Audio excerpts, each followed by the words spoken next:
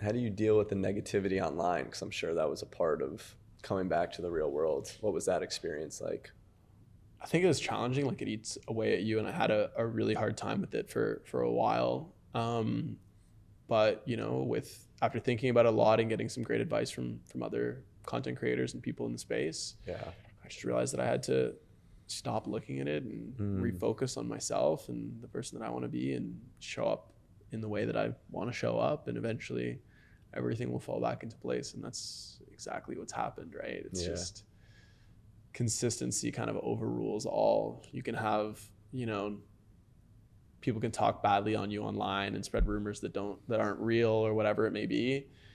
But at the end of the day, if you consistently show up as the person that you are, you're creating the proof of exactly the kind of person that you want to be, exactly the person that you are. You create the proof of exactly who you are, and that proof is undeniable, That's what matters. Exactly. I used to sometimes answer people, but now I don't even answer. I'll read it, whatever. And honestly, I try and have this practice of having compassion for that person. Because I'm like, imagine what's going through their mind to write a negative, mean comment 100% on someone's post. You don't even know them. Exactly. Like, I could never fathom doing that.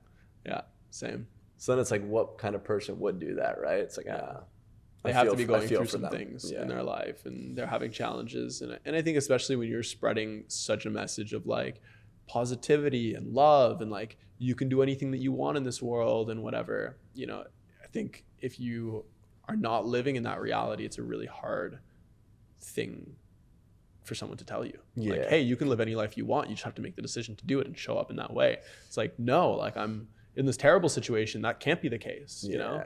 Could be very triggering to someone who's maybe in that victim mindset, or doesn't believe that all those things are possible.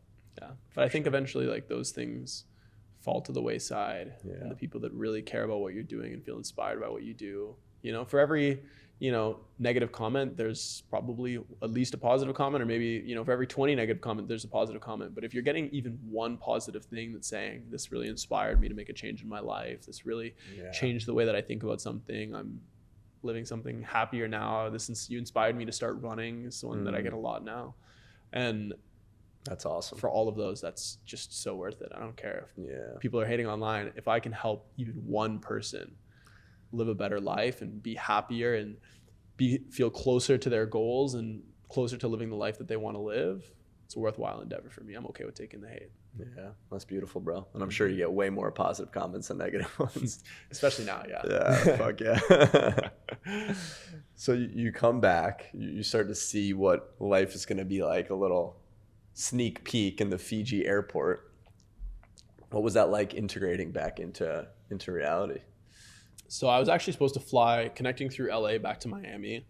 And then a lot of the people that had already come off the show were like, hey, like, we're all in LA, come spend time with us, hang out, whatever. And because they were the only people that knew the experience that I'd gone through, I was like, that sounds like probably an easier way to like slowly reintegrate myself. Totally. So I got off, skipped my flight to Miami, stayed in LA, went through that experience, and just started like, I guess, like testing out life there with them. And it was really cool. We got to stay in this like big, beautiful mansion in the hills. Like, I was like, what is going on right now? This is so like, this doesn't feel real. Love Island Part 2. Yeah. I'm like, what is going on? And, obviously like there was a lot of opportunity flowing our way, and like it felt like everyone wanted a piece of us at the time. And I remember honestly feeling like scared because of that. Like, it was just like, why does everyone want a piece of us? What's going on here? Like, there's like ulterior motives. Like, I think part of it was that I didn't feel like I put in hard work to deserve that. And I think that's maybe something more from the way that I was brought up, that I always felt like I had to work really, really hard just in order to earn a little bit of right to enjoy and, whatever it was. Yeah, that's a big one.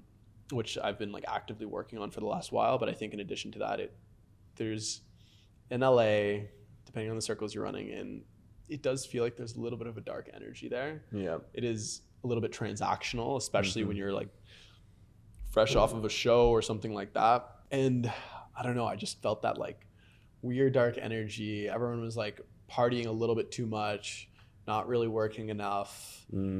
Everyone was in it it felt like a lot of it was like very vain or for the wrong reasons. And I just felt this like very icky feeling, and I didn't feel like myself when I was there. I just felt like I wasn't falling in line with all of that. And I felt like this is just strange. Yeah.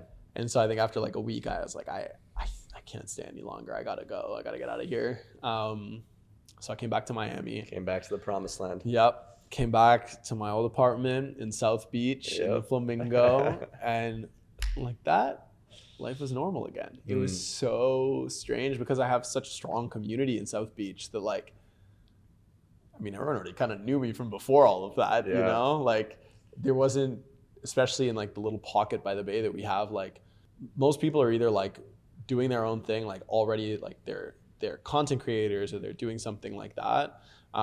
So they themselves are like some level of like famous person, celebrity, whatever, or like they already have an existing relationship with me and like they know who I am. So there's no like, there was none of that weird feeling. Energy. Yeah. Exactly. And I just got to snap back into my normal life and reintegrate and feel this natural normalcy, which was really, really nice. It honestly like calmed my stress, calmed my nerves down. And especially with all of the things that I was navigating from the social media to trying to figure out what this new life looked like, how I was going to make income and all of the other stresses that I talked about before, it was nice to have some feeling of normalcy and stability.